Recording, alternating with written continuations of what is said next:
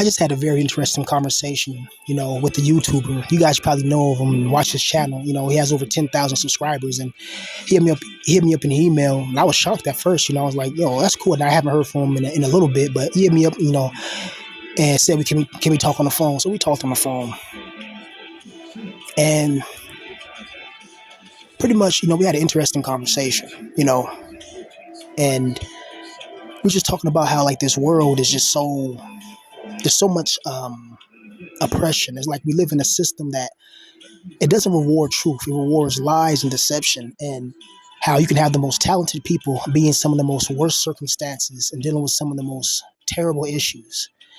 And he was just telling me how he's going through it now. He's at his 9 to 5 or whatever. He works at a car dealership and does the YouTube thing kind of part time or whatever. And he was pretty much telling me like it sucks because he has a sister and she does art, and she just recently moved to New York, and how she's selling some of her art pieces. Like she does digital art and she does like hand drawn art as well, and she sells like she gets about like a lot of sales a month, and she makes a lot of money. So he was just saying like she just sold like a painting for like what, $4,000 or something like that. Like $4,000, like who are hell of our clients? You know what I mean? Like, I'm like $4,000 for one painting or a series. He was telling me for one painting, but it goes is different because some people ask for custom paintings, custom this, whatever. But pretty much she's getting paid doing what she loves. And he was just saying how he feels kind of stuck in life at his car dealership job, at his regular 9 to 5. He got some other side hustles and stuff like that, but he just doesn't feel confident or complete. And I was just thinking like, damn, that sucks. It sucks how money runs our whole life. You could be the most talented person, but if you're broke, it's not going to be no emotion unless somebody sees your talent and wants to try to help pick you up. But that's very rare.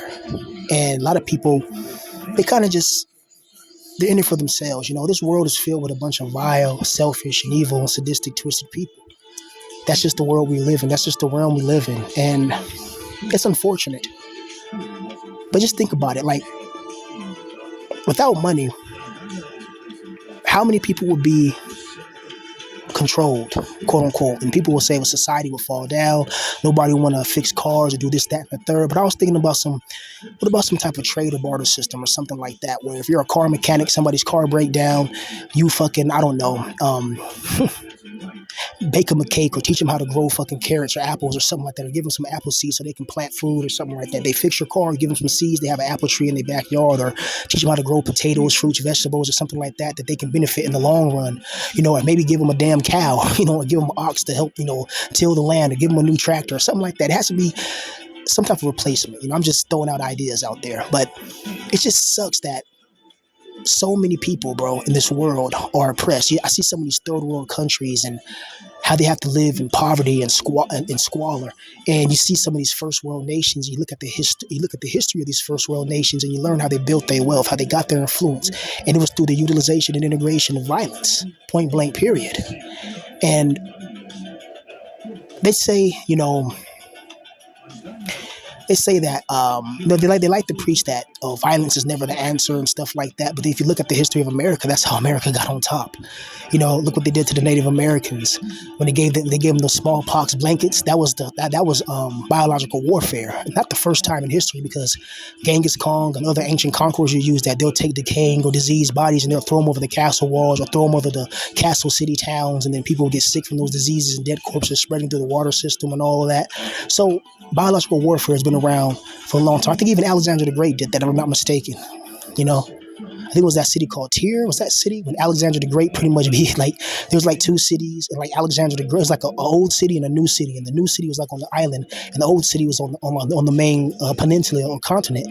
And Alexander the Great had his troops and had the people literally break down the bricks of the old city and make a bridge across to the city of Tyre, the island city, and he sieged it. But it's crazy, man. Life, this whole life is like a battlefield. It's like walking through a minefield, honestly. And how many of us would be able to create and proliferate our arts and our ideas and our ingenuity and our creativity if we just had the right type of people around us, and the right type of people that are willing to love us and support us and help us grow spiritually, mentally, and physically? Because I think a lot of us, we become when you go through a lot of things for a lot of years, you can become stagnated in emotional deficiencies, meaning that you can get locked in on the negative energies, such as depression, such as stress, and such as this is that. People think that that's not a big issue, especially when it comes to men's mental health. That's why this channel I focus on just talking about, just different topics, men's mental health, beats, a little bit of my writing. I may talk about some crypto shit, like cryptids and shit like that.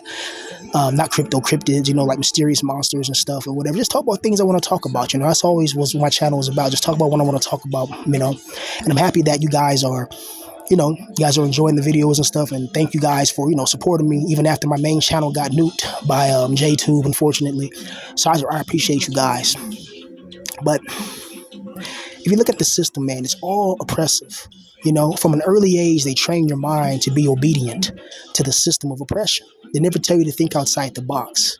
I think financial literacy should be something taught to children at a young age. I feel like if you're a parent right now, because I got some people that email me and tell me they got kids, and they say that, like, since watching my videos, they're like, damn, BPV, like, it sucks that you're talented.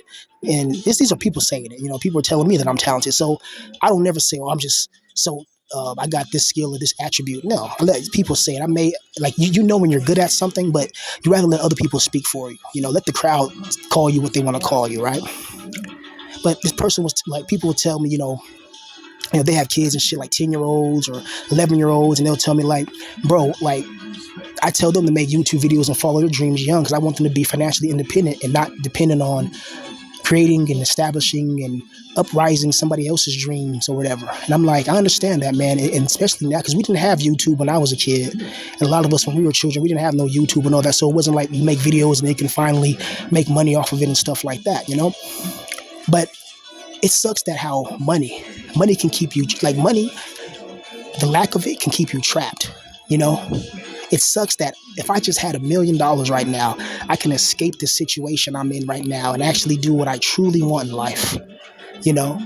If